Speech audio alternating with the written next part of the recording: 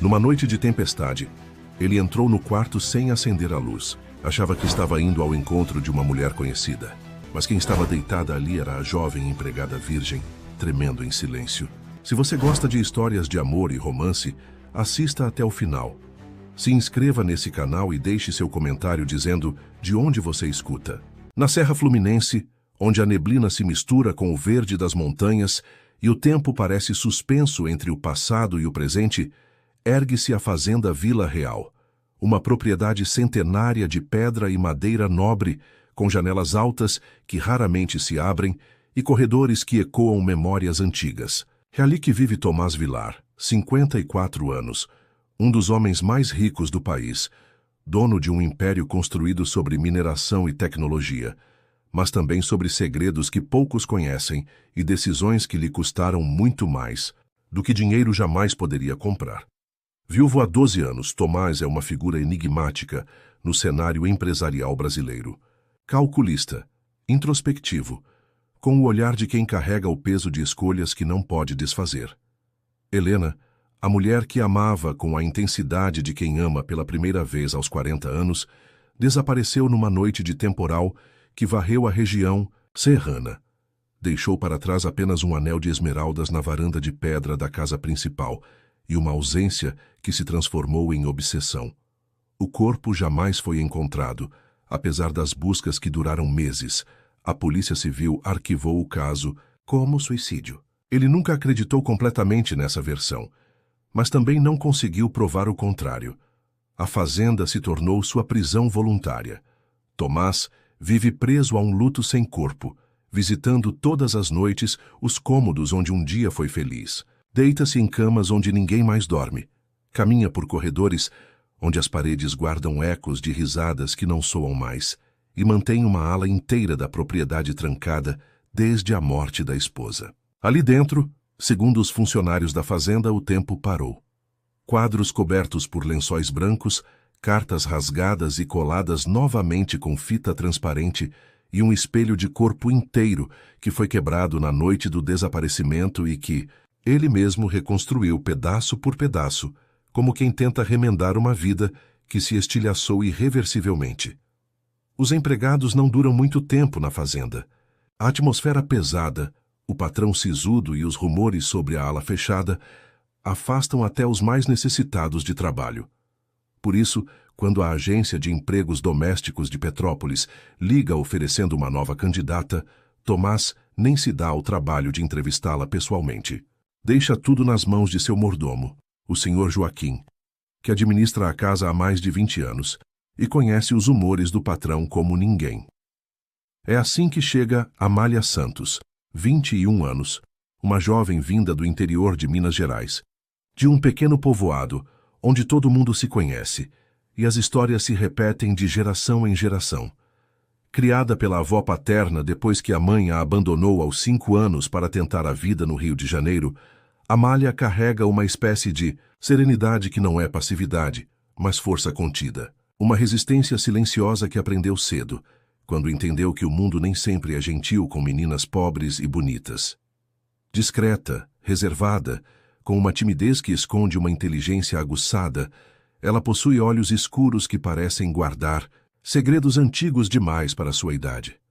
Há algo nela que chama a atenção, sem pedir por isso. Uma beleza natural que dispensa artifícios, uma dignidade que não se aprende em livros. E um detalhe que ela mantém como um voto íntimo. Aos 21 anos, ainda preserva sua virgindade. Não por medo ou repressão, mas por uma convicção profunda de que entregar o corpo é um ato sagrado, que merece espera, que merece certeza. A avó Dona Conceição criou-a na fé católica, mas também na sabedoria popular que vem das mulheres que sobrevivem a tudo. Menina, dizia sempre, o corpo da gente é templo, mas também é arma. Tem hora que a gente usa um, tem hora que usa outro. O importante é saber qual hora é qual. Amália cresceu entendendo que ser mulher era navegar entre perigos e oportunidades, entre a própria força e a vulnerabilidade que o mundo insistia em ver nelas. Quando chegou à fazenda numa manhã de março, com uma mala pequena e uma bolsa de couro gasto, Amália sentiu algo estranho no ar. Não era só a neblina que descia da serra, nem o cheiro de eucalipto misturado com a umidade da mata. Era algo mais profundo, como se a própria casa respirasse uma melancolia antiga. O senhor Joaquim a recebeu na entrada principal, um homem de cabelos grisalhos e maneiras cordiais, que logo tratou de explicar as regras da casa. A fazenda é grande, menina, mas tem lugares onde você não deve ir. A ala leste fica sempre fechada, por ordem do patrão. Ele é um homem reservado. Não gosta de barulho nem de perguntas. Faz seu trabalho direito, não se mete onde não é chamada, e vocês vão se dar bem. A voz do mordomo era gentil, mas havia um peso nas palavras, um aviso disfarçado de conselho. Amália assentiu em silêncio, observando a arquitetura imponente da casa. Grandes janelas com molduras de madeira escura, piso de tábuas largas que rangiam sob os pés, tetos altos, decorados com lustres de cristal que pareciam testemunhas silenciosas de épocas melhores. Havia uma solenidade na fazenda que a fazia sentir pequena, mas também desperta uma curiosidade que ela sabia ser perigosa. Nos primeiros dias, mal viu o patrão. Tomás circulava pela propriedade como uma sombra, sempre vestido de roupas escuras, sempre com o senho franzido, sempre carregando aquela aura de homem que perdeu mais do que podia suportar. Quando se cruzavam nos corredores, ele mal levantava os olhos. Ela abaixava os seus num reflexo automático de respeito que aprendeu desde criança. Mas Amália tinha olhos atentos e logo percebeu os detalhes que outros ignoravam. A mesa posta sempre para 2 pessoas, mesmo que Tomás jantasse sozinho. O vinho caro aberto todas as noites, do qual ele bebia apenas alguns goles antes de abandonar a taça pela metade. Os passos dele pelos corredores durante a madrugada, sempre no mesmo horário, sempre na direção da ala proibida, e principalmente o jeito como ele parava diante da porta fechada, ficava ali por minutos que pareciam eternos, e depois voltava para seu quarto com os ombros ainda mais curvados. A rotina da casa era simples, mas carregada de simbolismo. Amália acordava às 5 da manhã, preparava o café forte que Tomás tomava em silêncio, cuidava da limpeza dos cômodos permitidos, organizava as refeições e se recolhia ao final da tarde para seu pequeno quarto no 2º andar. Era uma vida monótona, mas havia algo na atmosfera da fazenda que a mantinha constantemente alerta, como se a qualquer momento algo pudesse acontecer. O senhor Joaquim havia mencionado que ela era a 5ª empregada em 2 anos. As outras não duraram mais que alguns meses, todas pedindo demissão sem explicações claras. Disseram que a casa era pesada demais, comentara o mordomo com um sorriso sem humor. Que tinham pesadelos, que ouviam barulhos estranhos, bobagem de gente sem instrução. Mas Amália notava que até mesmo o senhor Joaquim evitava circular sozinho pela casa depois que escurecia. A 3ª semana de março trouxe uma tempestade, como há muito não se via na região. Os ventos uivavam entre as árvores centenárias que cercavam a propriedade, e a chuva batia contra as janelas com uma violência que fazia toda a estrutura da casa gemer. Por volta das 10 da noite, quando Amália organizava as louças do jantar na cozinha, um raio particularmente forte atingiu os transformadores da região, e a fazenda mergulhou numa escuridão total. O gerador de emergência não funcionou. O senhor Joaquim havia ido dormir cedo, reclamando de dores nas costas. Amália tateou pelas gavetas até encontrar uma lanterna, mas a pilha estava fraca, oferecendo apenas um feixe amarelado que mal iluminava alguns metros à sua frente. Decidiu subir para seu quarto e esperar o temporal passar, mas no meio da escadaria, escutou um barulho vindo da sala principal. Era Tomás, claramente embriagado, falando sozinho. Ou talvez não sozinho. Havia momentos em que ele fazia pausas, como se esperasse respostas que não vinham. Amália hesitou. Não era da sua conta, mas havia algo desesperador na voz dele, uma dor crua que a tocou de forma inesperada. Decidiu verificar se ele estava bem, se precisava de ajuda. A sala estava mergulhada em sombras.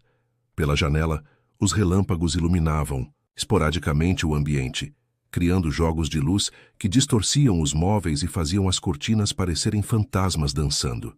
Tomás estava de pé diante da lareira apagada, segurando uma garrafa de uísque pela metade.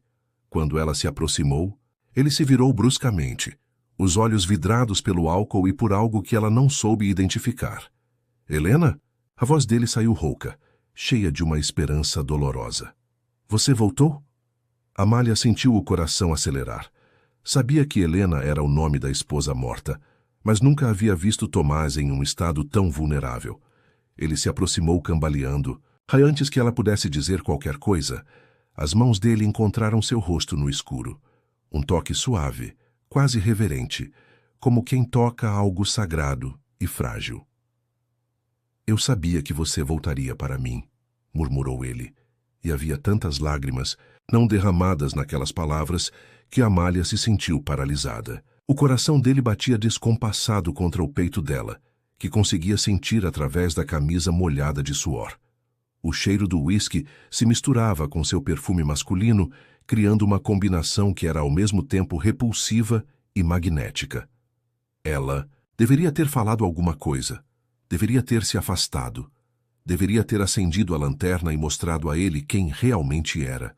Mas havia algo na forma como ele a tocava, com tanto cuidado, tanta necessidade, que a deixou muda. Era como se ele estivesse se agarrando a ela, como a única coisa que ainda fazia sentido no mundo. As mãos de Tomás desceram para seus ombros, depois para suas costas, num abraço desesperado.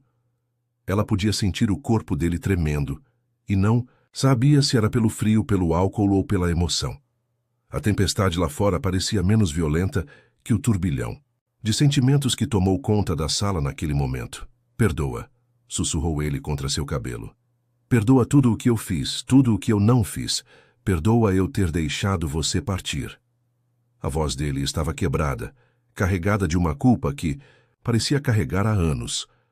Amália fechou os olhos, sentindo as lágrimas quentes dele caírem sobre sua pele. Naquele momento, não importava que ela fosse apenas a empregada. Não importava que ele a tivesse confundido com outra pessoa. Havia uma humanidade bruta naquele abraço. Uma necessidade tão profunda que ela se sentiu compelida a corresponder. Seus braços se fecharam ao redor dele e ela o deixou chorar. Chorar pelos 12 anos de solidão, pela culpa que o consumia, pela mulher que ele havia perdido e nunca conseguira enterrar de verdade. Era um choro masculino, contido e violento, que saía em ondas entrecortadas e deixava o corpo dele convulsionando contra o dela. Ficaram assim por um tempo que poderia ter sido minutos ou horas. A tempestade continuava lá fora, mas ali dentro havia se instalado uma quietude estranha, como se o próprio tempo tivesse parado para testemunhar aquele momento de vulnerabilidade absoluta. Quando ele finalmente se afastou, ainda estava escuro demais para que pudessem se ver claramente. Tomás segurou o rosto dela entre as mãos mais uma vez, os polegares acariciando suas bochechas molhadas. Ela também havia chorado, sem perceber. Não me abandona de novo, pediu ele, a voz ainda embargada. Promete que não vai me abandonar de novo. Amália abriu a boca para falar, para explicar, mas nesse momento a luz voltou de forma repentina, inundando a sala com uma claridade cruel. Tomás piscou várias vezes, tentando focar, e quando finalmente a viu, realmente a viu, o choque foi visível em seu rosto. O silêncio que se seguiu foi ensurdecedor. Tomás recuou como se tivesse levado um soco, os olhos arregalados fixos no rosto de Amália. A realidade caiu sobre ele como um balde de água fria, e ela pôde ver o exato momento em que a embriaguez deu lugar à lucidez, quando a esperança se transformou em horror. Meu Deus, murmurou ele, passando as mãos pelos cabelos desgrenhados. Meu Deus, o que eu fiz? A voz saiu estrangulada, carregada de uma vergonha que parecia fisicamente dolorosa. Amália permaneceu imóvel, ainda sentindo o fantasma do abraço dele, o calor das lágrimas que haviam molhado sua pele. Parte dela queria consolá-lo, dizer que estava tudo bem, que não havia acontecido nada demais. Mas a parte mais sensata sabia que algo fundamental havia mudado entre eles naqueles minutos de escuridão. Senhor Vilar, eu... começou ela, mas ele levantou a mão interrompendo-a. Não, disse ele, a voz já recuperando a firmeza habitual, como se estivesse desesperadamente tentando reconstruir a muralha que havia desmoronado. Não diga nada. Isso não deveria ter acontecido. Não estava no meu juízo normal. Ele se afastou mais alguns passos, criando uma distância física que parecia simbolizar muito mais que metros de piso de madeira. Amália observou as mudanças no rosto dele. A máscara de frieza voltando ao lugar, os músculos tensos, o maxilar cerrado. Mas ela havia visto o que havia por baixo, e essa visão não podia ser apagada. Vou aumentar seu salário, disse ele abruptamente, evitando olhar diretamente para ela. E prefiro que não comentemos sobre o que aconteceu com ninguém. A oferta de dinheiro a atingiu como um tapa. Era assim que ele via o que havia acontecido? Como algo que podia ser comprado, silenciado, esquecido. Amália sentiu uma raiva quente subir pelo peito, misturada com uma decepção que não esperava sentir. Eu não quero seu dinheiro, disse ela, a voz mais firme do que imaginava ser capaz. E não sou fofoqueira. Tomás finalmente a encarou, e por um segundo ela viu surpresa genuína em seus olhos. Provavelmente não estava acostumado com empregadas que recusavam dinheiro ou que o confrontavam, mesmo que educadamente. Então, o que você quer? Perguntou ele, e havia algo perigoso na pergunta, como se ele estivesse testando-a. Amália hesitou. O que ela queria?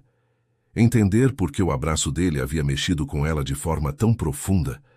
Saber mais sobre a mulher morta que ainda habitava aquela casa como um fantasma? Ou simplesmente conseguir olhar para ele sem sentir essa mistura estranha de compaixão e perturbação? Eu quero trabalhar, respondeu ela finalmente. Só isso, trabalhar e ser respeitada. Algo passou pelo rosto de Tomás. Talvez aprovação, talvez desconfiança. Ele assentiu uma única vez e saiu da sala sem mais uma palavra, deixando-a sozinha com o eco dos próprios pensamentos confusos. Os dias que se seguiram foram de uma tensão quase insuportável. Tomás voltou ao seu comportamento anterior, distante, formal, quase fantasmagórico na forma como se movia pela casa. Mas agora havia algo diferente. Amália sentia os olhos dele sobre ela quando achava que não estava sendo observado. Durante o café da manhã, ela servia o prato dele e podia jurar que ele demorava alguns segundos a mais para pegar a xícara, como se quisesse garantir que seus dedos não se tocassem acidentalmente. Ela também havia mudado. Encontrava-se pensando naquele abraço em momentos aleatórios do dia, relembrando o cheiro dele, a forma como o corpo masculino se encaixava contra o seu. Era perturbador descobrir que sentia falta de algo que havia durado apenas alguns minutos e que havia nascido de um mal-entendido. A rotina da casa continuava, mas agora estava carregada de subtextos. Quando Amália limpava a sala onde o encontro havia acontecido, sentia como se o ar ainda guardasse ecos daquela noite. Quando preparava o jantar e via Tomás sentar-se sozinho à mesa grande demais para uma pessoa só, sentia uma pontada de algo que não conseguia nomear.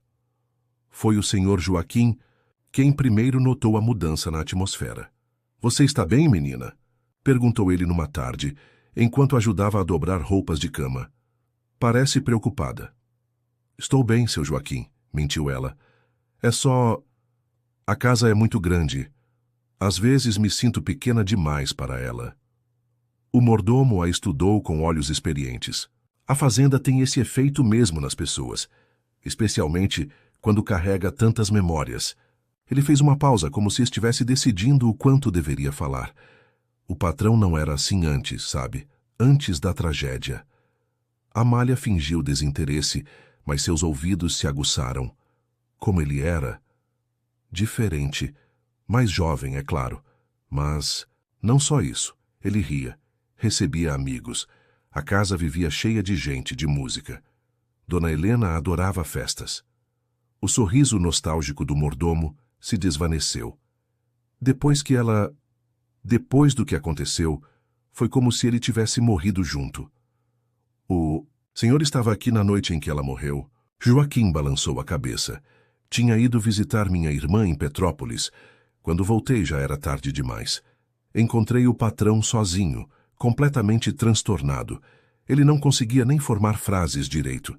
Só repetia que ela tinha desaparecido, que tinha havido uma discussão, que ele havia bebido demais e dormido.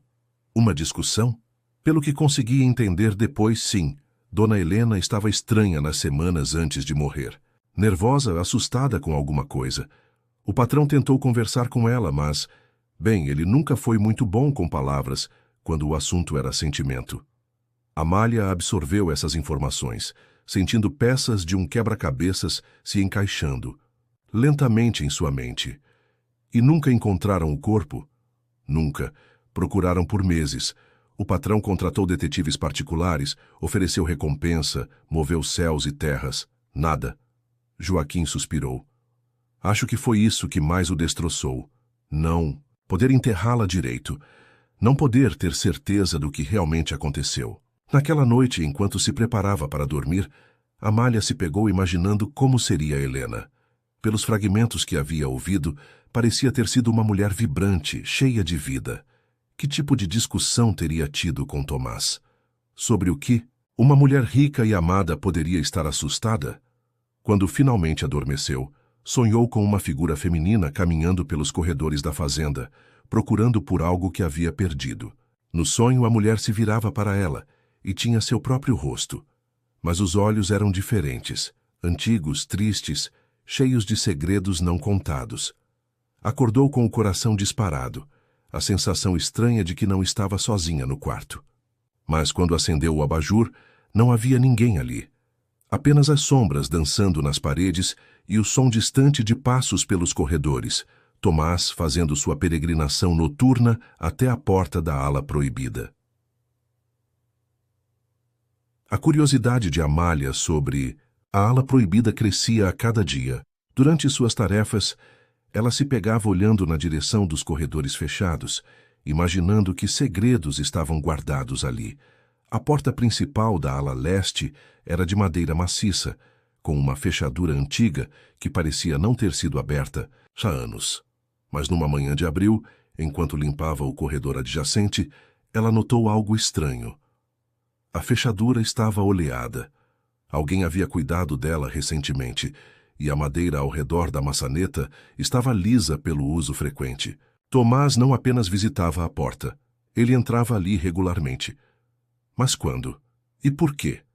A resposta veio numa noite em que ela acordou com sede e desceu à cozinha para beber água.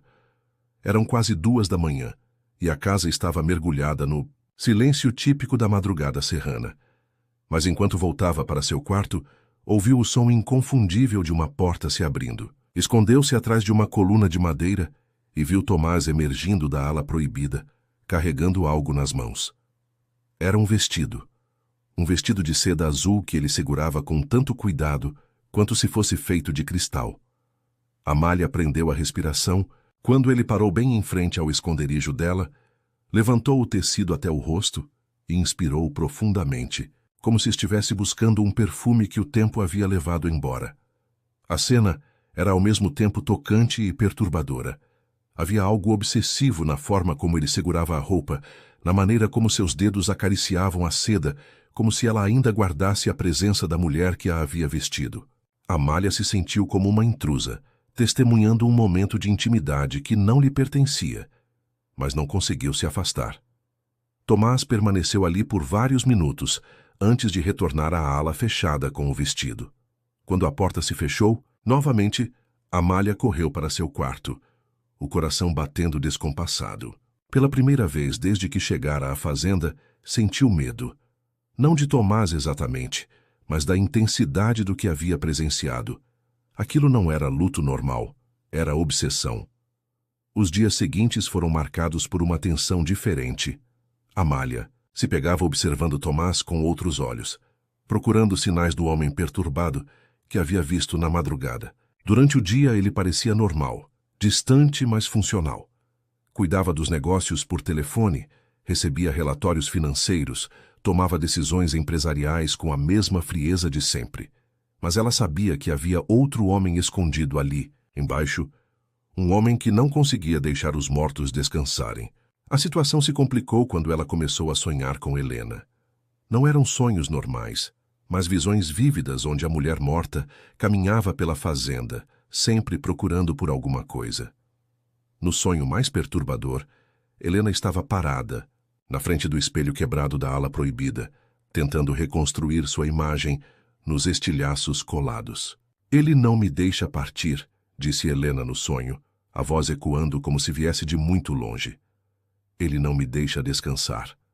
Amália acordou molhada de suor, com a certeza inexplicável de que Helena não havia se suicidado. Havia sido morta, e Tomás sabia disso. A confirmação de suas suspeitas veio de forma inesperada. Enquanto limpava o escritório de Tomás, algo que ela fazia apenas quando ele saía da fazenda, encontrou uma gaveta entreaberta. Dentro dela havia um dossiê grosso com o nome Helena Vilar, escrito à mão. Seu coração disparou. Ela sabia que não deveria, mas a curiosidade foi mais forte.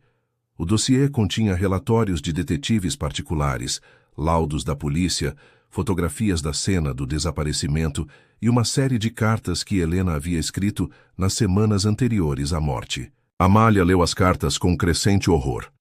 Helena estava sendo vigiada. Sentia-se perseguida. Suspeitava que alguém estava tentando envenená-la lentamente. Tomás não acredita em mim, dizia uma das cartas. Pensa que estou ficando paranoica, que é estresse. Mas eu sei que não estou imaginando. Encontrei medicamentos estranhos no meu chá. Minha comida tem gosto amargo. E ela está sempre aqui, sempre me observando com aqueles olhos frios. Ela? Quem era ela? A resposta estava na última carta, escrita 2 dias antes do desaparecimento. Clara voltou. Disse que veio ajudar com os negócios. Mas eu sei por que está realmente aqui. É por causa do que descobri sobre o passado dela e do Tomás. Se alguma coisa acontecer comigo, não confiem na Clara. Amália sentiu um calafrio. Clara. Ela havia ouvido esse nome algumas vezes em conversas telefônicas de Tomás. Era sua advogada e antiga amiga, uma mulher que cuidava dos aspectos legais dos negócios da família Vilar há mais de 15 anos. Continuou lendo e encontrou outro detalhe perturbador. Helena mencionava ter escondido algo atrás do espelho colado, algo que provaria suas suspeitas. E na noite do desaparecimento, ela havia planejado confrontar Clara com essas provas. Se eu morrer esta noite, dizia a última linha da carta, não foi suicídio, foi ela. As mãos de Amália tremiam enquanto fechava o dossiê. Helena havia sido assassinada e Tomás suspeitava disso há 12 anos. Mas por que não havia feito nada? Por que mantinha Clara por perto se suspeitava dela? A resposta veio quando ela leu os relatórios dos detetives. Não havia provas concretas. As suspeitas de Helena podiam ser interpretadas como paranoia. E Clara havia um álibi perfeito para a noite do desaparecimento. Estava em São Paulo, numa conferência jurídica com centenas de testemunhas. Mas havia uma nota manuscrita na margem de um dos relatórios, na caligrafia de Tomás. Clara sabia sobre o seguro de vida. Clara tinha as chaves da casa. Clara conhecia os hábitos de Helena melhor que ninguém. Amália fechou a gaveta com mãos trêmulas, tentando processar tudo o que havia descoberto. Estava vivendo na casa de um homem que suspeitava que sua mulher havia sido assassinada por alguém que ele ainda mantinha por perto. E pior, ela mesma estava começando a se sentir atraída por esse homem, apesar de todos os sinais de perigo. Naquela noite, ela mal conseguiu dormir. Ficou deitada pensando em Helena, nas cartas, no vestido azul que Tomás carregava como uma relíquia. E se perguntou se ela própria não estava caminhando para o mesmo destino. Se sua presença na fazenda não estava despertando ciúmes perigosos em Clara. Como se o universo estivesse respondendo aos seus medos, na manhã seguinte, o Sr. Joaquim a procurou com uma notícia que fez seu sangue gelar. A doutora Clara vem passar alguns dias aqui na fazenda, anunciou ele. Chega amanhã à tarde. O patrão pediu para preparar o quarto de hóspedes e para você ter cuidado especial com as refeições dela. O mordomo fez uma pausa, estudando o rosto pálido de Amália. Algum problema, menina? Não, mentiu ela. Nenhum problema. Mas enquanto subia para seu quarto, uma única certeza ecoava em sua mente. Clara estava voltando, e dessa vez, Amália seria o alvo. Clara Mendes chegou à fazenda numa tarde de outono, quando o sol já começava a se esconder atrás das montanhas, tingindo o céu de tons alaranjados que contrastavam com a neblina que subia do vale. Amália a viu descer de um Mercedes preto, elegante e imponente mesmo aos 50 e poucos anos. Cabelos loiros perfeitamente arrumados em um coque baixo, roupas caras que gritavam sofisticação urbana e uma postura que demonstrava absoluta confiança em si mesma. Desde a janela da cozinha, Amália observou o reencontro entre Clara e Tomás. Havia uma intimidade familiar entre eles, uma facilidade de gestos que falava de anos de convivência.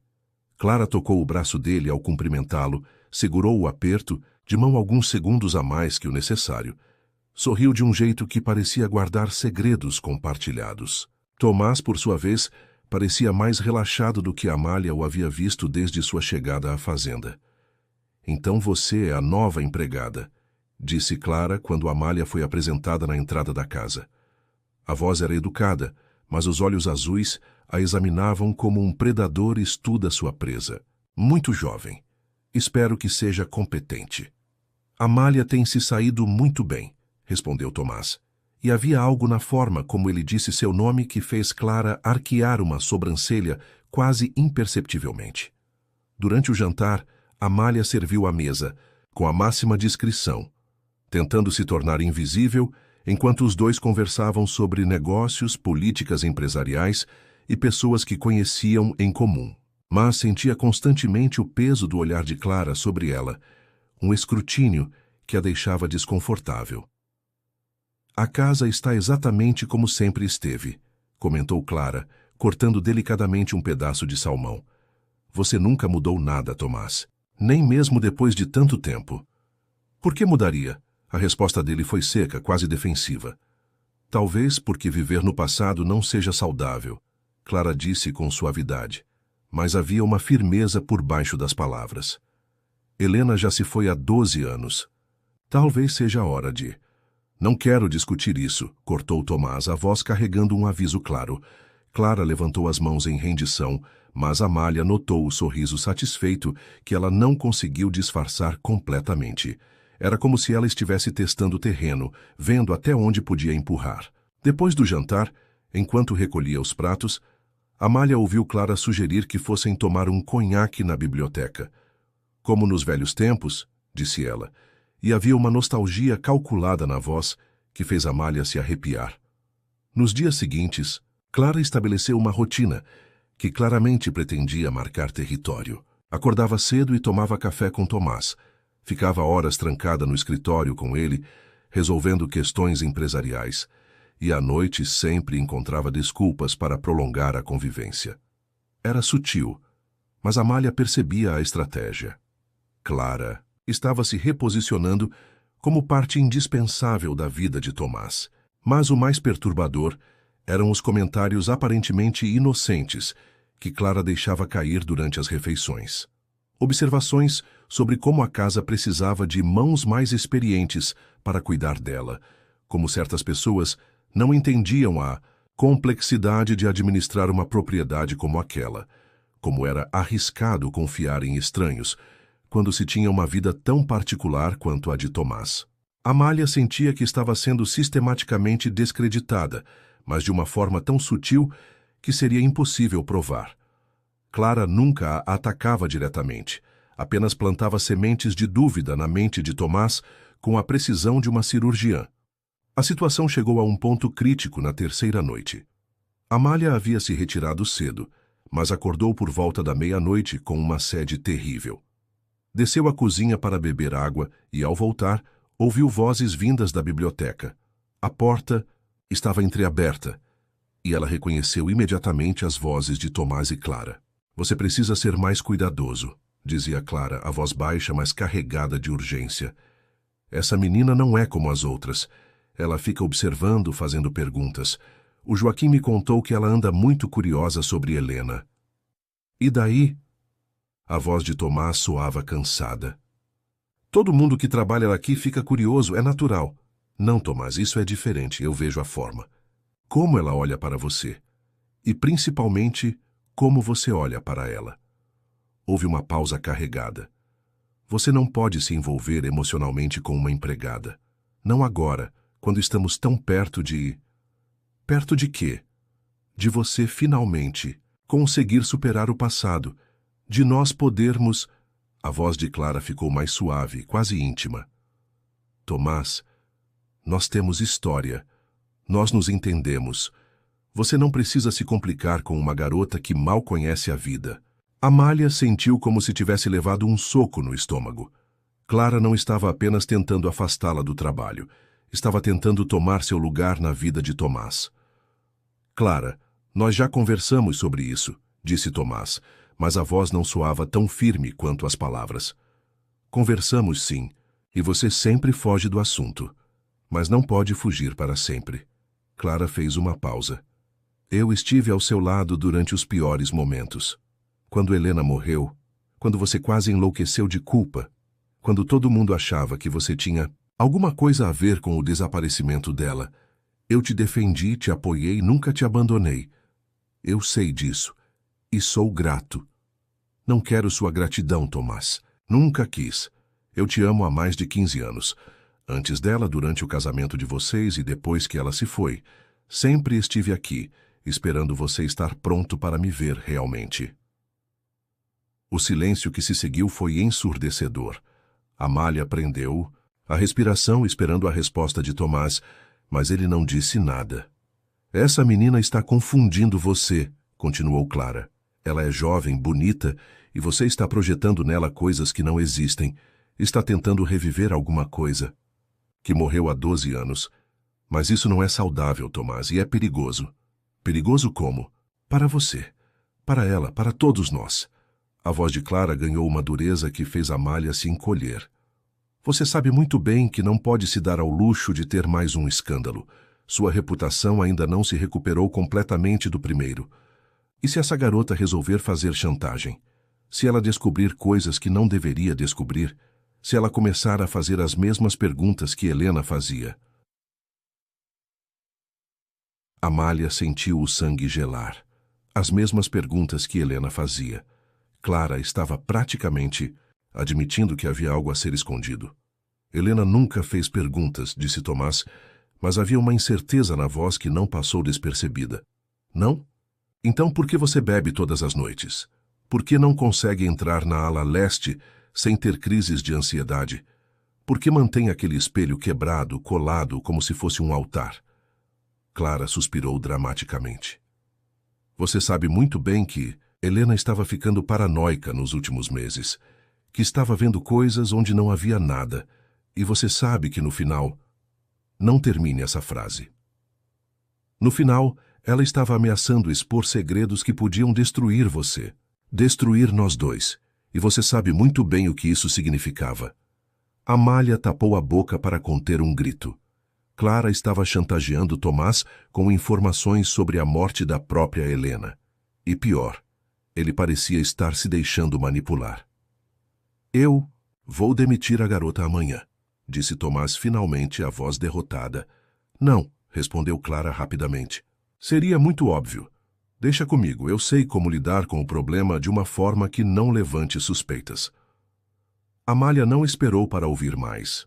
Subiu correndo para seu quarto, o coração batendo tão forte que tinha certeza de que podia ser ouvido em toda a casa. Clara estava planejando algo contra ela, e Tomás havia concordado. Ela estava em perigo real. Passou o resto da noite em claro, planejando sua fuga. Mas quando o sol nasceu, uma determinação diferente havia tomado conta dela. Não iria fugir. Iria descobrir a verdade sobre o que havia acontecido com Helena. E iria provar que Clara era uma assassina. A oportunidade que Amália esperava surgiu 2 dias depois, quando Clara anunciou que precisava ir a Petrópolis resolver alguns assuntos bancários, e Tomás teve que viajar inesperadamente para São Paulo por causa de uma crise em uma de suas empresas. Pela primeira vez em semanas, ela teria a fazenda praticamente para si mesma, com apenas o senhor Joaquim, que passaria o dia na cidade fazendo compras. No momento em que o carro de Tomás desapareceu na estrada serpenteante que levava à cidade, Amália correu para o escritório. Sua primeira parada foi a gaveta onde havia encontrado o dossiê de Helena, Mas desta vez, ela procurou por algo específico: as chaves da ala proibida. Revirou cada compartimento, cada pasta, cada esconderijo possível, até encontrar um pequeno molho de chaves antigas escondido dentro de um livro falso. Suas mãos tremiam enquanto se dirigia à ala leste. 12 anos de mistérios estavam prestes a ser revelados, e ela não sabia se estava preparada para o que encontraria. A chave girou na fechadura com um clique surdo, e a porta se abriu com um rangido que ecoou pelos corredores vazios como um lamento. O cheiro que a atingiu foi de flores mortas, perfume rançoso e algo indefinível que fez seu estômago se revirar. A ala estava preservada como um museu macabro. Quadros cobertos com lençóis brancos, móveis com capas de proteção e uma camada de poeira que sugeria que nem mesmo Tomás entrava ali regularmente, ao contrário do que ela havia pensado. O primeiro cômodo era uma sala de estar feminina, decorada em tons de azul e branco, com móveis delicados e detalhes que gritavam bom gosto e refinamento. Havia fotografias por toda parte: Helena sorrindo em viagens, Helena e Tomás em festas elegantes, Helena sozinha em poses que mostravam uma mulher consciente de sua própria beleza. Mas foi no quarto principal que Amália encontrou o que realmente importava. A cama de casal estava desarrumada, como se alguém tivesse dormido ali recentemente. Havia roupas espalhadas sobre uma poltrona, roupas femininas que pareciam ter sido colocadas ali com cuidado, como se esperassem que alguém voltasse para vesti-las. E então ela viu o espelho. Era um espelho de corpo inteiro de moldura dourada, que havia sido quebrado em centenas de pedaços e depois colado novamente com fita transparente. O resultado era uma superfície fragmentada que refletia múltiplas imagens distorcidas de quem se olhasse nele. Amália se aproximou e, por um momento assustador, teve a impressão de que via não apenas seu próprio reflexo, mas também o fantasma, de Helena olhando por cima de seu ombro. Lembrou-se da carta. Helena havia escondido algo atrás do espelho colado. Com cuidado, Amália começou a examinar a parte de trás do móvel. Não demorou muito para encontrar um envelope preso com fita adesiva na parte inferior do espelho. Dentro do envelope, havia fotografias que fizeram seu sangue gelar. Clara e Tomás em situações íntimas, claramente tiradas sem que eles soubessem. As fotos eram antigas, algumas datadas de mais de 15 anos atrás, ou seja, de antes do casamento de Tomás com Helena. Mas as mais perturbadoras eram as mais recentes, tiradas apenas alguns meses antes do desaparecimento de Helena. Junto com as fotos, havia uma carta escrita com a caligrafia nervosa de Helena. Se alguém está lendo isto, é porque minhas suspeitas se confirmaram e algo aconteceu comigo. Clara não é quem aparenta ser. Ela e Tomás têm um caso há anos, desde antes do nosso casamento. Eu descobri por acaso, quando encontrei correspondências antigas guardadas no escritório dele. No início, pensei que fosse coisa do passado, mas depois comecei a notar sinais. Ligações estranhas, viagens de negócios que coincidiam com as de Clara. O jeito como ela olhava para ele quando pensava que ninguém estava vendo. Confrontei Tomás há 3 semanas. Ele negou tudo. Disse que eu estava imaginando coisas, que Clara era apenas uma amiga e sócia. Mas eu sabia que estava mentindo. Comecei a investigar por conta própria e descobri que Clara tem acesso a todas as contas bancárias da família, que ela foi quem sugeriu que eu fizesse um seguro de vida alto logo depois do casamento e que ela tem chaves de todos os cômodos da casa. Mais assustador ainda, descobri que ela tem formação em química, algo que ela nunca mencionou, e nas últimas semanas tenho me sentido estranha. Tonturas, náuseas, uma sensação constante de que estou sendo observada. Encontrei substâncias estranhas no meu chá, no meu perfume, até na minha pasta de dente. Clara está tentando me enlouquecer, ou me matar. Lentamente. Tomás não acredita em mim. Ele pensa que eu estou tendo um colapso nervoso, que o ciúme está me fazendo ver coisas que não existem. Mas eu não estou louca. Eu tenho provas. Tenho essas fotos, tenho amostras das substâncias que encontrei, tenho gravações de conversas telefônicas dela. Se algo acontecer comigo, procurem por Clara Mendes. Ela matou antes. Pesquisem sobre a morte da primeira esposa do cliente dela, o empresário Ricardo Fontes, há 10 anos. Foi arquivado como suicídio, mas as circunstâncias eram muito similares ao que está acontecendo comigo. Clara não é apenas a amante do meu marido. Ela é uma assassina. As mãos de Amália tremiam tanto que ela mal conseguia segurar o papel. Helena não estava paranoica. Estava sendo sistematicamente envenenada pela mulher que agora estava tentando fazer a mesma coisa com ela. Continuou, procurando e encontrou um frasco pequeno, quase vazio, com restos de um líquido incolor. Uma etiqueta manuscrita dizia: Amostra chá da manhã, 15 de março. A data era 3 dias antes do desaparecimento de Helena. Amália guardou tudo, no envelope, e estava prestes a sair quando ouviu o som de um carro chegando. Seu coração disparou. Clara havia voltado mais cedo do que esperado, e ela ainda estava na ala proibida com as provas nas mãos. Correu para a janela e viu Clara descendo do carro com uma expressão que ela nunca havia visto antes. Fria, calculista, perigosa. Era como se a máscara de elegância urbana tivesse caído, revelando algo muito mais sombrio por baixo. Amália trancou rapidamente a ala e correu para seu quarto, escondendo o envelope debaixo do colchão. Quando Clara entrou na casa, ela estava na cozinha, fingindo organizar os mantimentos como se fosse a coisa mais natural do mundo. Pensei que você estivesse em Petrópolis, disse Amália, tentando manter a voz casual.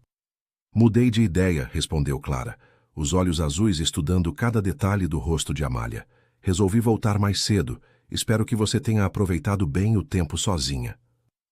Havia algo na forma, como ela disse, sozinha, que fez Amália perceber que Clara sabia exatamente onde ela havia estado. Talvez houvesse câmeras na casa. Talvez Clara tivesse mentido sobre sua viagem desde o início, esperando para ver o que Amália faria quando se sentisse segura. Claro, disse Amália, forçando um sorriso. Limpei a casa toda. Está tudo em ordem. Que bom. Porque eu estava pensando, que tal prepararmos um jantar especial para quando Tomás voltar? Algo que ele realmente goste. Você sabe cozinhar, não é? A pergunta soava inocente, mas Amália captou a ameaça por baixo das palavras. Clara estava oferecendo uma oportunidade para que ela mesma preparasse sua última refeição. Sim, sei cozinhar, respondeu ela. Perfeito, então vamos trabalhar juntas. Eu tenho alguns temperos especiais que trouxe de São Paulo. Temperos que dão um sabor inesquecível aos pratos. Clara sorriu, mas não havia calor naquele sorriso. Era o sorriso de um predador que acabara de encurralar sua presa.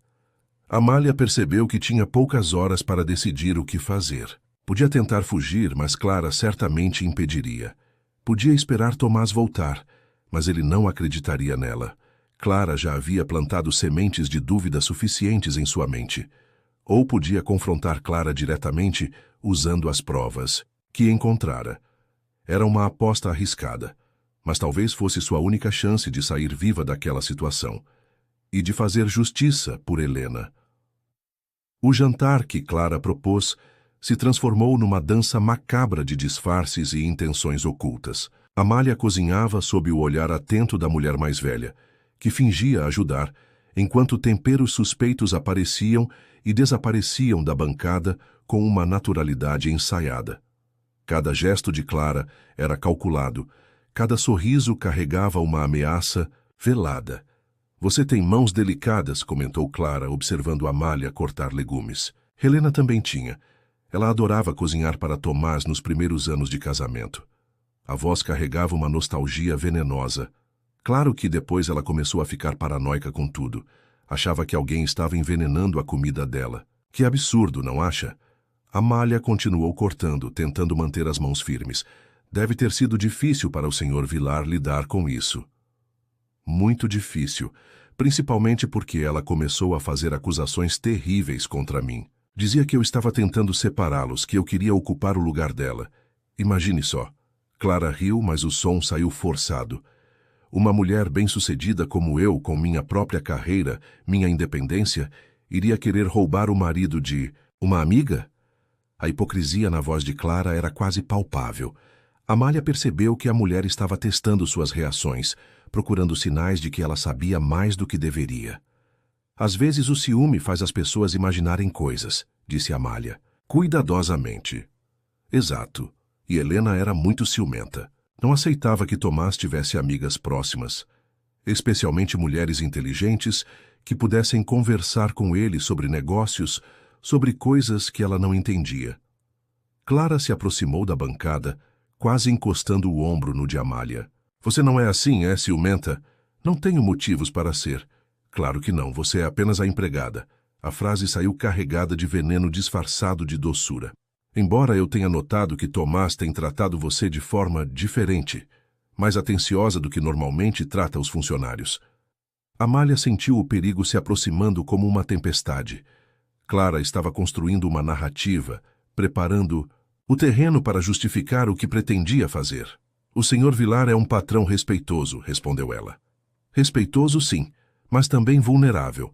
Homens como ele, que sofreram perdas traumáticas, às vezes se agarram às primeiras pessoas que mostram gentileza. É quase um instinto de sobrevivência. Clara pegou um pequeno frasco de tempero e o balançou distraidamente. O problema é quando certas pessoas se aproveitam dessa vulnerabilidade.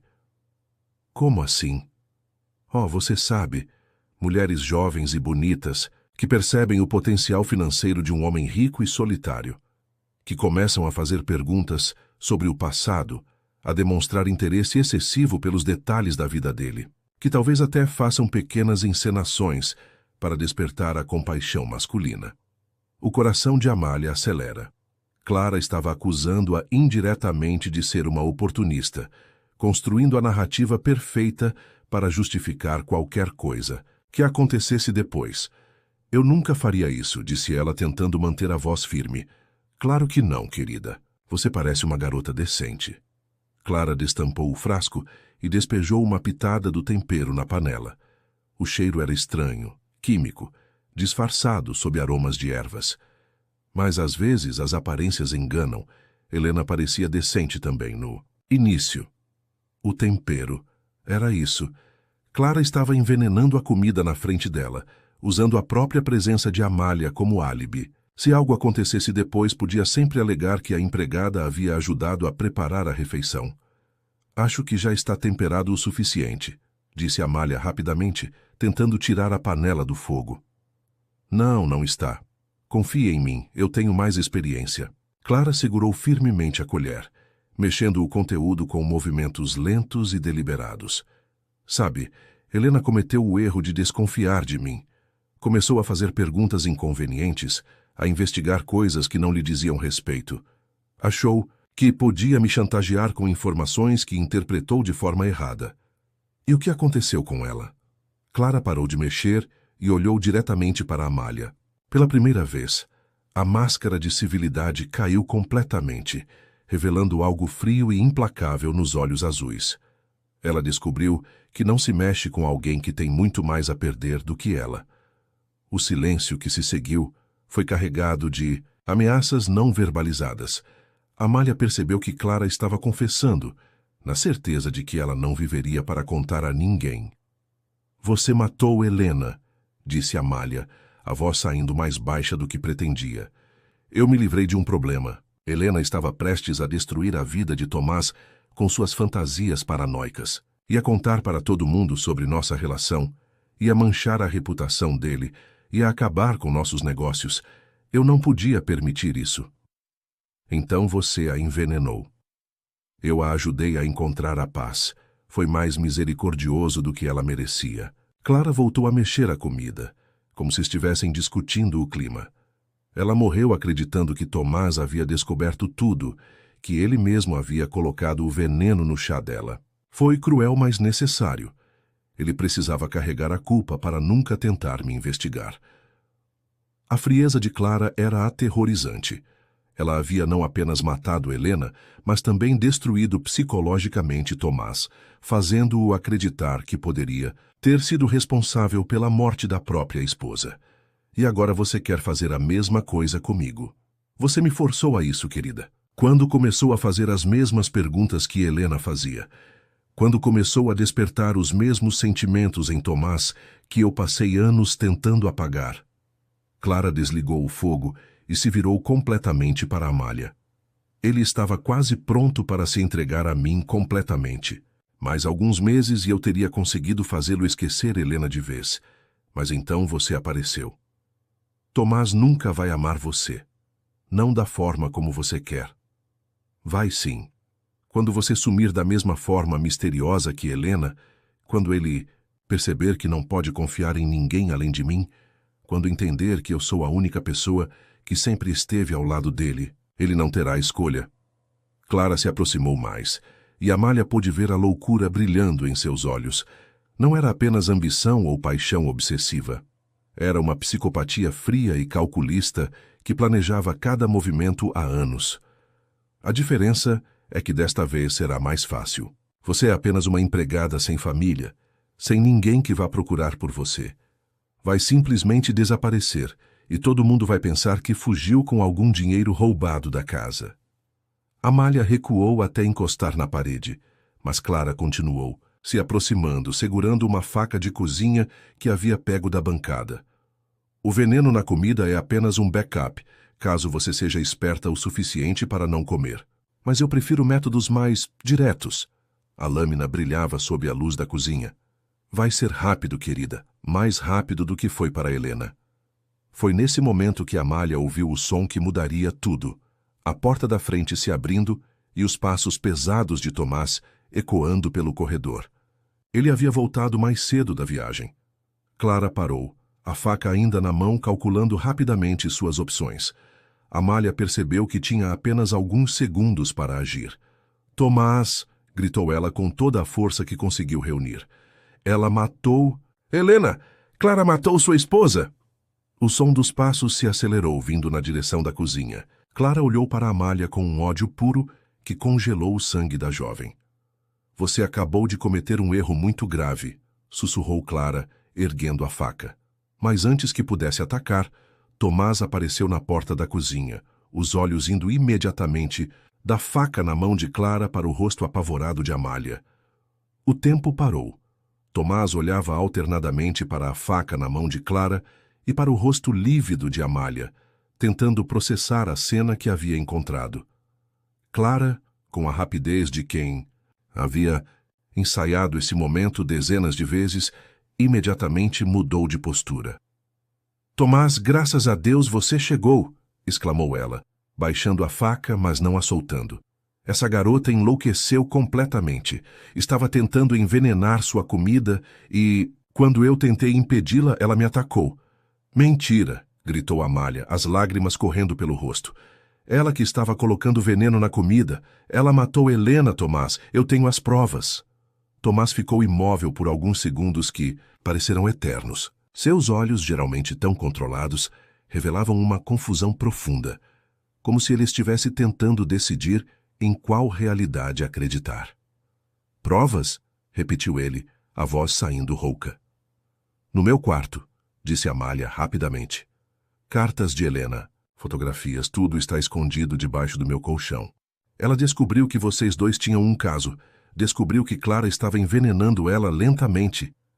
Clara riu, um som cristalino que ecoou pela cozinha como se fosse a coisa mais absurda que já havia ouvido. Tomás, você está vendo? Exatamente o que eu te disse que aconteceria. Ela está tendo o mesmo tipo de surto paranoico que Helena tinha. Está inventando histórias fantásticas para tentar se aproximar de você. Clara deu um passo na direção de Tomás, a voz ganhando um tom de preocupação calculada. Amor, você sabe que eu jamais faria mal a Helena. Ela era minha amiga. Ela não era sua amiga. Você a odiava porque ela estava entre você e o Tomás. Amália se dirigiu diretamente para ele, ignorando Clara completamente. Escuta, Tomás. Por favor. Helena escreveu tudo. Ela sabia que Clara tinha formação em química, sabia que ela tinha acesso a todas as contas bancárias da família, sabia sobre o caso de vocês que durava anos. Que caso? Perguntou Tomás, mas havia algo no tom de voz dele que sugeria que não era uma surpresa completa. Clara percebia que estava perdendo terreno. A máscara de vítima começou a escorregar. sendo substituída por algo mais desesperado. Tomás, você não pode acreditar nas palavras de uma empregada contra mim. Quantos anos nós nos conhecemos? Quantas vezes eu estive ao seu lado quando... Você mais precisou? Ela se aproximou mais dele, tentando tocar seu braço, mas Tomás se afastou instintivamente. As provas, disse ele, olhando fixamente para Amália. Onde estão as provas? Eu vou buscar, disse Amália, mas Clara bloqueou sua passagem. Ela não vai a lugar nenhum, não até resolvermos essa situação. A faca voltou a aparecer, desta vez apontada diretamente para Amália. Tomás, essa garota está claramente desequilibrada, pode ser perigosa. Clara, abaixa a faca.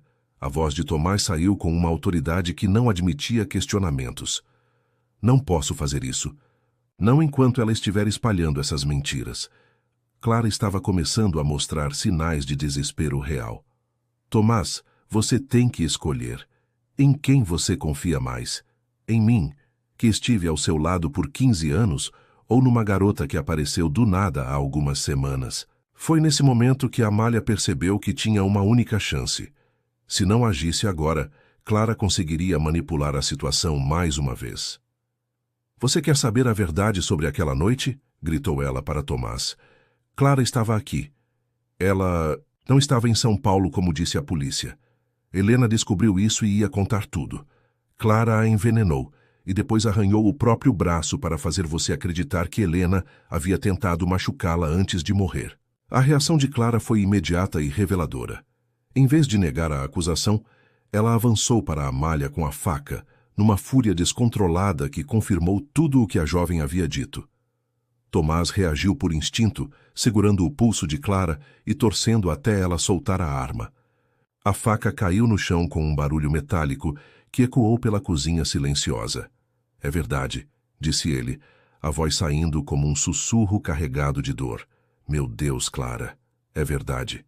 Não é o que você está pensando, disse Clara rapidamente, tentando se recompor. Eu estava aqui sim, mas foi porque Helena me ligou. Ela estava tendo uma crise, ameaçando se machucar.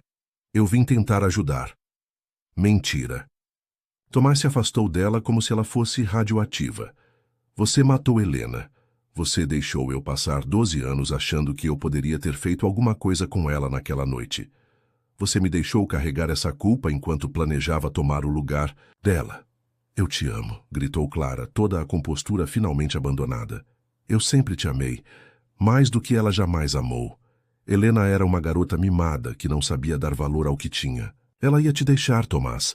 Ia pedir o divórcio e ficar com metade dos seus bens. Eu te salvei. Você me destruiu.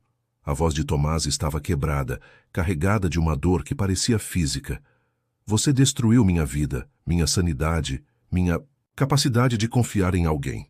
Clara olhou ao redor desesperadamente, como um animal encurralado procurando uma saída. Seus olhos pousaram na faca no chão, depois em Amália, depois na porta dos fundos da cozinha.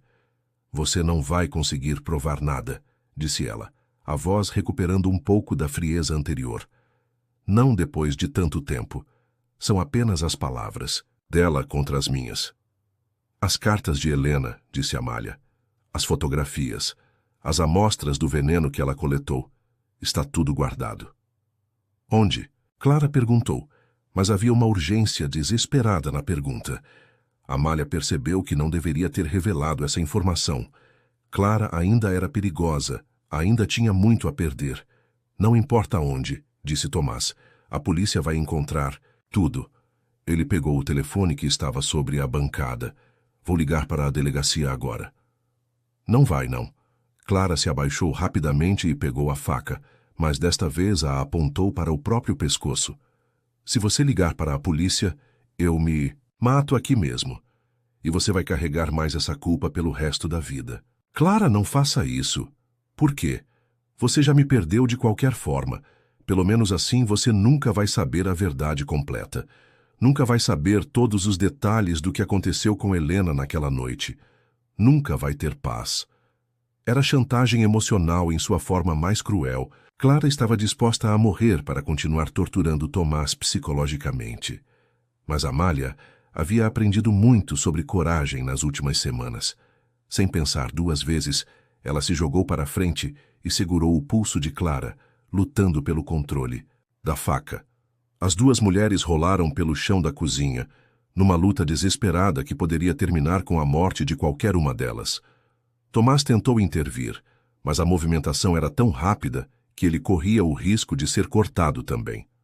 Foi Amália quem finalmente conseguiu dominar Clara, usando a raiva de todos os dias de medo e manipulação como combustível. Quando a faca finalmente saiu da mão de Clara, foi para longe o suficiente para que nenhuma das duas pudesse alcançá-la.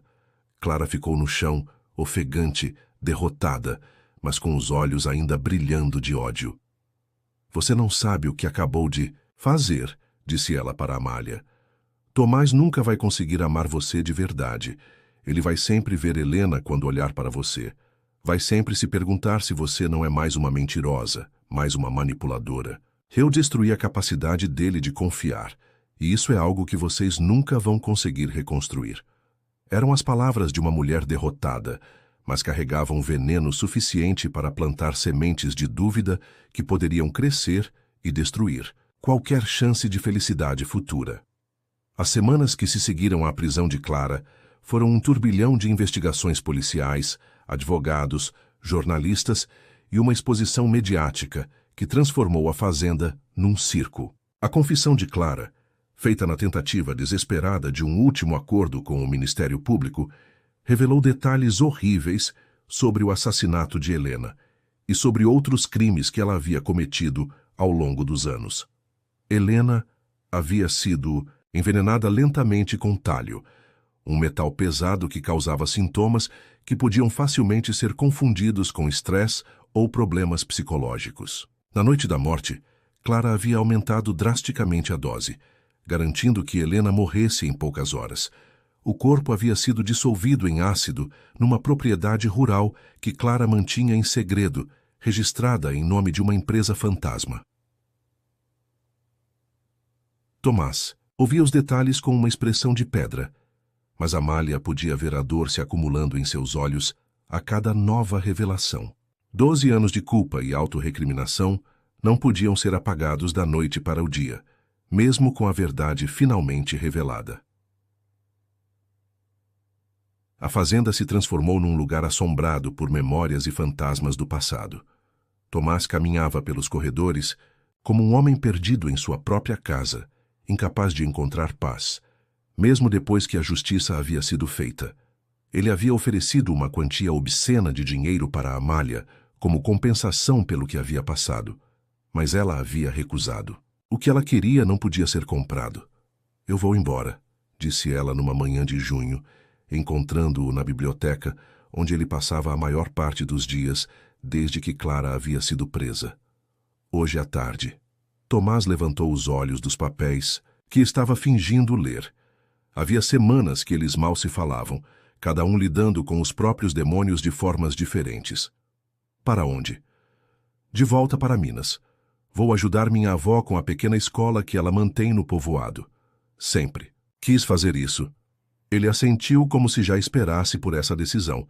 Faz sentido, não há nada para você aqui. Ah, disse ela, a voz saindo mais baixa do que pretendia. Mas você não consegue ver. Tomás fechou os olhos, e quando os abriu novamente, havia uma vulnerabilidade ali que ela não via desde a noite da tempestade. Amália, eu não sei como viver sem carregar culpa. Durante 12 anos foi a culpa que me manteve funcionando.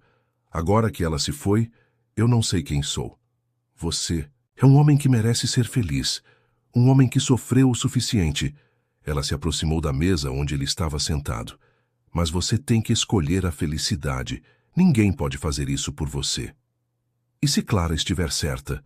E se eu nunca conseguir confiar completamente em alguém novamente?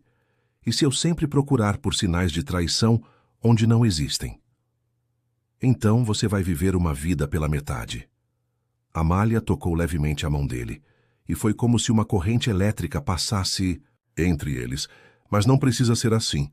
Tomás entrelaçou os dedos com os dela, segurando sua mão como se ela fosse a única coisa sólida num mundo que desmoronava. Eu não sei como amar sem medo, confessou ele, Não sei como me entregar sem esperar ser traído. Aprende. Comigo, se você quiser. O silêncio que se seguiu foi carregado de possibilidades e impossibilidades em igual medida. Amália podia ver a luta acontecendo por trás dos olhos dele, o conflito entre o desejo de se agarrar a ela e o terror de se tornar vulnerável novamente. Você merece alguém melhor, disse ele finalmente. Alguém que não carregue toda essa bagagem. Alguém que possa te amar sem reservas. Eu não quero alguém melhor. Eu quero você. Quebrado, assustado, cheio de cicatrizes. Eu quero você, exatamente como está. As lágrimas que ele havia guardado por semanas finalmente escorreram, silenciosas e libertadoras. Amália se aproximou mais e o envolveu nos braços, deixando-o chorar pelos 12 anos perdidos, pela mulher que havia amado e perdido, pelo tempo que havia desperdiçado vivendo em culpa e solidão. Fica, pediu ele contra seu cabelo. Por favor, fica. Só se você me deixar ajudar você a reconstruir. Não a fazenda, não os negócios. Você, a pessoa que você era antes de tudo isso acontecer. Eu não lembro quem eu era. Então vamos descobrir juntos quem você pode se tornar. Naquela noite, pela primeira vez em meses, eles jantaram juntos na mesa grande da sala de jantar. Não como patrão e empregada, mas como duas pessoas que haviam sobrevivido a uma tempestade e estavam aprendendo a confiar uma na outra. Tomás contou sobre sua infância na fazenda, sobre os pais que havia perdido jovem, sobre os primeiros anos construindo o império empresarial, que agora significava muito pouco para ele. Amália falou sobre a avó que a havia criado, sobre os sonhos que havia deixado para trás quando a vida se tornou apenas sobrevivência, sobre a força que havia descoberto ter quando foi forçada a lutar por sua própria vida. Sabe o que mais me assusta? Disse Tomás enquanto caminhavam pelo jardim, sob a luz das estrelas.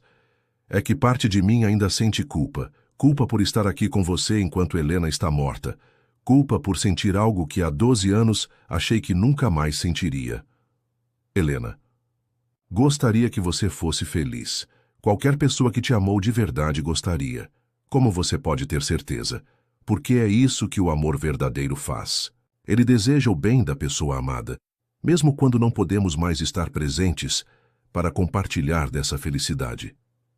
Eles pararam perto da roseira que Helena havia plantado anos atrás e que continuava florescendo apesar do abandono. As rosas, brancas, brilhavam sob a luz da lua como pequenos fantasmas perfumados. Ela plantou isso no primeiro ano de casamento, disse Tomás, tocando uma das pétalas com delicadeza. Disse que queria deixar algo bonito que durasse mais que nós. E durou. Apesar de tudo, durou. Você acha que nós também podemos durar? Amália se virou para encará-lo completamente. No escuro, com apenas a luz da lua iluminando seus rostos, eles pareciam duas almas perdidas que finalmente haviam encontrado o caminho de casa. Eu acho que podemos tentar. Um dia de cada vez. Uma escolha de cada vez. Uma confiança de cada vez. Tomás a puxou para mais perto, as mãos tremendo ligeiramente quando tocaram seu rosto. Era o primeiro contato realmente íntimo entre eles desde a noite da tempestade, mas desta vez não havia confusão nem mal-entendidos. Havia apenas dois corações que haviam sobrevivido ao pior e estavam prontos para tentar algo novo. O beijo foi hesitante no começo, carregado de todos os medos e esperanças que nenhum deles havia conseguido verbalizar. Mas quando Amália correspondeu, quando ela se entregou completamente àquele momento, algo se destrancou no peito de Tomás. Era como se ele estivesse respirando profundamente pela primeira vez em 12 anos. Eu te amo, sussurrou ele contra seus lábios, as palavras saindo como uma confissão e uma promessa ao mesmo tempo. Eu também te amo, respondeu ela, e havia uma certeza naquelas palavras que não admitia dúvidas nem medos. Eles ficaram abraçados no jardim até as primeiras luzes do amanhecer começarem a pintar o céu de rosa e dourado. Era o início de algo novo, construído sobre as ruínas do passado, mas mirando um futuro que finalmente parecia possível. 2 anos depois, a fazenda havia se transformado completamente. As janelas estavam sempre abertas, deixando entrar a luz dourada da serra e o perfume dos jardins que Amália havia ressuscitado com paciência e amor. O silêncio pesado que havia dominado a propriedade por mais de uma década havia dado lugar aos sons da vida. Risadas, música, conversas que se estendiam pela noite adentro. A ala leste havia sido completamente renovada e transformada no escritório de Amália, onde ela coordenava um projeto educacional que havia se tornado sua paixão, uma escola para jovens de baixa renda da região, financiada inteiramente pela fortuna de Tomás. O espelho quebrado havia sido removido e substituído por uma grande janela que dava vista para as montanhas, simbolizando a escolha de olhar para frente em vez de viver fragmentado pelo passado. Tomás havia mudado de uma forma que surpreendia até mesmo ele próprio. A terapia que Amália havia gentilmente insistido que ele fizesse o ajudara a processar não apenas a culpa relacionada à morte de Helena, mas também traumas mais antigos que haviam moldado sua incapacidade de confiar plenamente nas pessoas. Descobrira que sua tendência ao isolamento vinha de muito antes do casamento, enraizada na morte prematura dos pais e na solidão de uma adolescência rica, mas emocionalmente vazia. "Você salvou minha vida", disse ele numa manhã de dezembro, enquanto observava Amália preparar o café da manhã na cozinha, que já não guardava memórias ruins. Não apenas daquela noite com Clara, mas de uma vida inteira de medo. "Nós salvamos um ao outro", corrigiu ela, se aproximando para beijar sua testa. "Eu também precisava aprender que podia ser forte e vulnerável ao mesmo tempo, que podia lutar por mim mesma, sem perder a capacidade de me entregar completamente." O casamento havia acontecido 6 meses atrás, numa cerimônia simples no jardim da fazenda, com apenas alguns amigos próximos e a avó de Amália, que havia feito a viagem de Minas Gerais para ver a neta realizar o que ela chamava de o amor da vida toda. Não houve luxo excessivo, nem ostentação, apenas 2 pessoas se comprometendo publicamente com o trabalho diário de construir uma vida juntos. A transformação mais notável, porém, era na forma como Tomás havia aprendido a falar sobre Helena. Não mais como uma obsessão dolorosa ou uma culpa carregada, mas como uma parte importante de sua história que merecia ser honrada sem ser idolatrada. No primeiro aniversário de morte após a prisão de Clara, ele e Amália haviam plantado uma nova roseira no jardim, branca como a original, mas numa posição onde recebia mais sol e podia crescer mais livremente. "Helena me ensinou sobre o primeiro amor", disse ele naquele dia, enquanto ajudava a Amália a preparar a terra para a nova planta. "Você me ensinou sobre o amor maduro, o amor que escolhe ficar mesmo quando é difícil, o amor que constrói em vez de apenas consumir." Amália havia aprendido a não sentir ciúmes daquelas memórias. Helena não era sua rival. Era uma mulher que havia sido brutalmente assassinada e que merecia ser lembrada com carinho, não com amargura. Inclusive, havia sido Amália quem sugerira que eles criassem uma fundação em nome de Helena para apoiar mulheres em relacionamentos abusivos, transformando a tragédia em algo que pudesse proteger outras vidas.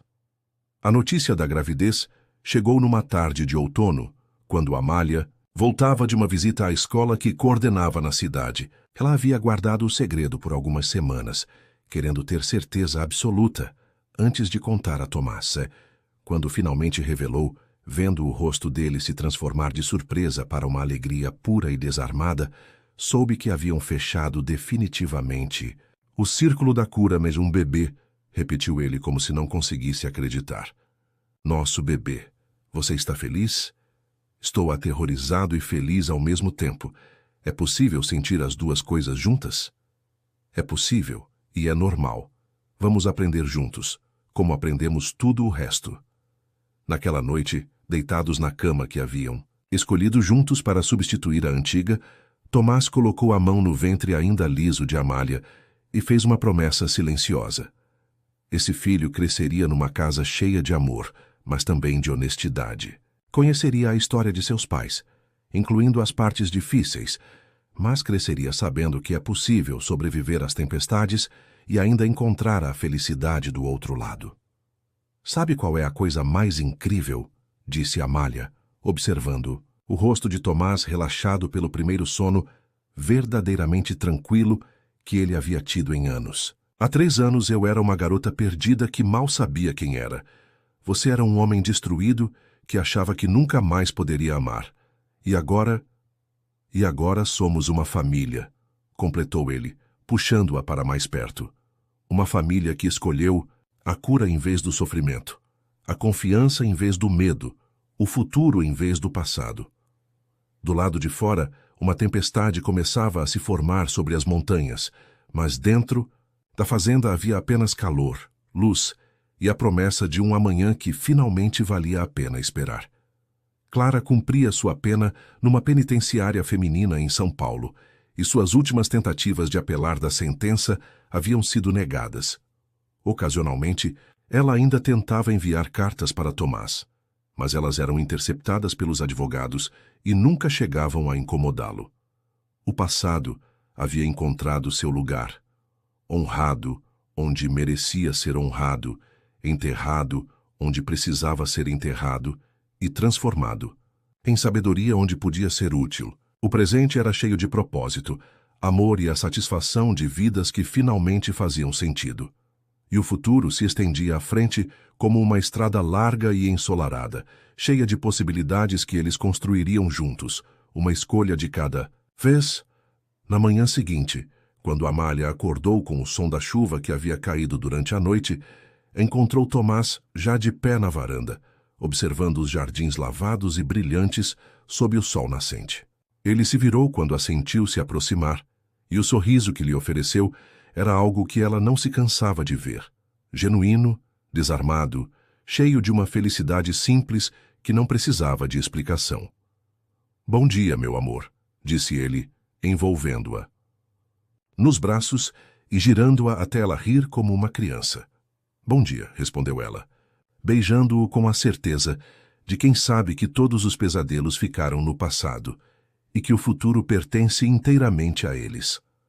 A fazenda respirava ao redor deles, viva e renovada, testemunha silenciosa de uma história que havia começado nas sombras, mas encontrara a luz.